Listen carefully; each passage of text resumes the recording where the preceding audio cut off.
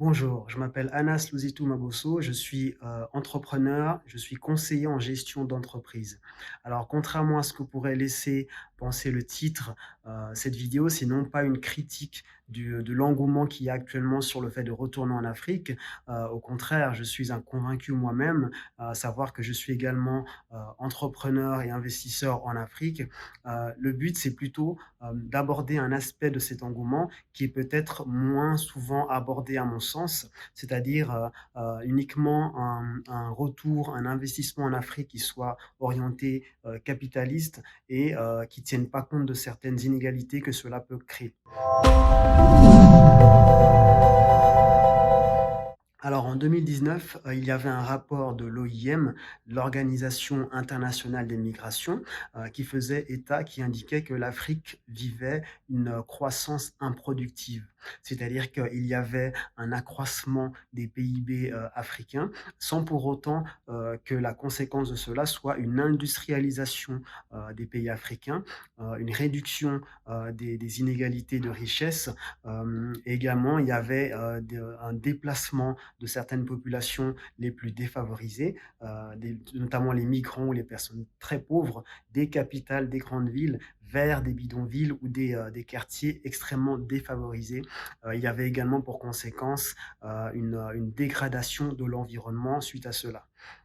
Un autre rapport de 2017 indiquait à peu près la même chose. C'est un rapport appelé Habitat 3, qui a été rédigé par la Commission économique pour l'Afrique. Ce rapport, justement, faisait état d'une croissance du PIB global africain à 4,3% contre 2,9% à l'échelle mondiale.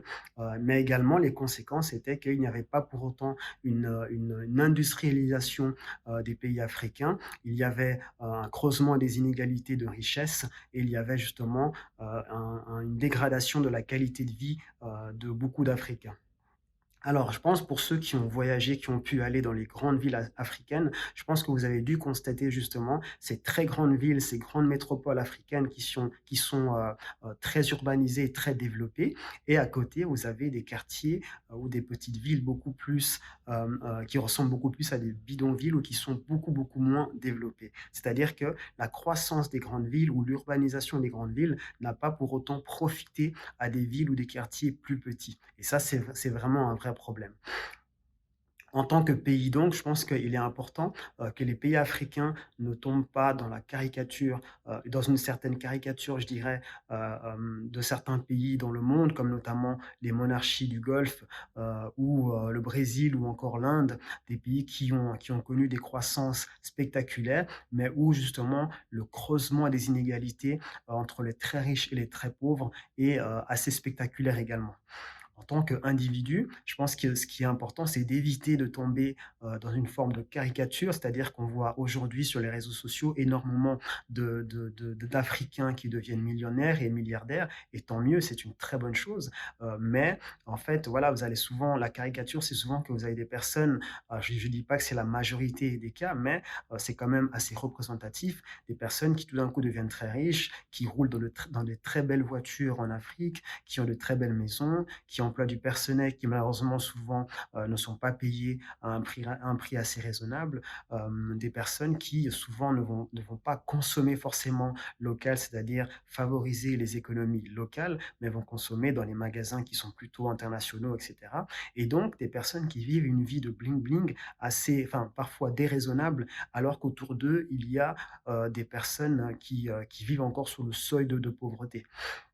En tant qu'entrepreneur notamment, la caricature, ce serait uniquement de voir l'Afrique comme une opportunité d'investissement pour s'enrichir, c'est-à-dire de devenir millionnaire ou de maximiser ses profits, alors qu'en fait, je pense que ce qui serait intéressant, si vous êtes un entrepreneur, c'est vraiment et que vous vous souciez de l'Afrique, notamment là, je m'adresse peut-être aux personnes de la diaspora comme moi, c'est plutôt d'avoir vraiment une politique durable, une intention qui soit durable, qui soit qu'il y ait un développement de l'Afrique qui soit global et qu'il y ait une amélioration de la condition de vie de la plupart des Africains. Et ça passe notamment par le fait de rémunérer ces salariés locaux ou ces prestataires locaux à un prix qui soit supérieur à celui du marché. Dans mon exemple, ce que j'ai fait justement, c'est, j'ai investi au Congo, Kinshasa, mon pays d'origine en 2018. J'ai commencé par le fait, d'investir dans le business des taxis. Alors pour ceux qui connaissent ce business, c'est un business qui est très difficile parce qu'il faut énormément surveiller ce qui se passe. Mais comme je n'étais pas sur place, c'est un investissement qui a été un échec et voilà, j'ai perdu, évidemment de mon investissement là-dessus. Mais droit derrière, ce que j'ai fait, c'est que j'ai appris de ces erreurs-là. J'ai décidé de me lancer, de simplement monter une équipe de comptables et d'aides comptables pour supporter mon activité de comptabilité ici en Suisse. Et justement, c'est les personnes qu'on a formées au système comptable suisse. Et mon souci premier, ça a été de mettre en place un système où j'allais plutôt fidéliser mes employés et mes prestataires et justement veiller à ce que il y ait un rehaussement de leur qualité de vie et un rehaussement de leur salaire, c'est-à-dire que je les payais, j'ai fait en sorte de les payer au mieux justement à un prix qui soit supérieur à celui du marché. Alors évidemment, on pourrait penser qu'une telle stratégie crée une distorsion, que justement ça impacte trop fortement nos bénéfices ou nos profits, mais je pense que c'est une stratégie à mon sens beaucoup plus durable et qui permet réellement d'améliorer la qualité de vie des Africains de manière générale, de rehausser les salaires et de vraiment contribuer à créer une vraie classe moyenne africaine. Les gens se plaignent souvent, les gens qui ont investi en Afrique se plaignent souvent que oui, c'est peut-être pas assez sérieux, que les gens ne sont parfois pas assez sérieux, etc. Mais je pense qu'en ayant des politiques qui soient durables et qui soient orientées pas uniquement sur le fait de maximiser nos propres profits, je pense que ça sera pour tendance de stimuler justement les personnes sur place, d'augmenter la qualité de leur vie et de réduire au maximum les inégalités en Afrique.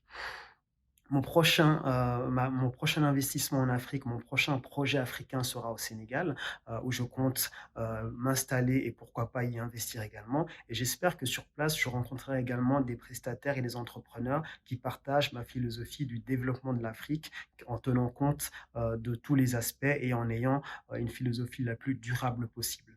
J'hésiterai pas à vous en parler, à vous en faire part et n'hésitez pas donc à me dire ce que vous pensez de ce que j'ai expliqué ici, de ce que j'ai dit ici, à me dire si mon analyse est pertinente ou non. N'hésitez pas à partager, à liker cette vidéo et je vous dis donc à bientôt pour une prochaine vidéo.